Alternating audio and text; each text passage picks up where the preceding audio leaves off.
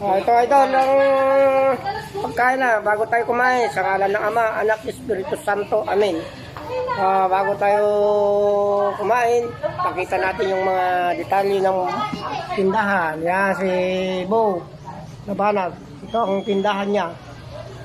Yan idol ah. Ito ang pagkain lang mga idol. Nagda-diet pa ako na idol. Diet pa yan ah. Ito idol. Kahit mahina ang takbo ng mundo ito lang. Basta tayo ay manalangin idol. Ganito ang buhay lang idol. Kunti-kunti lang pagkain idol. Baka ma-high blood tayo sa kakakain. Ang hirap ng buhay ngayon idol. Wala na idol.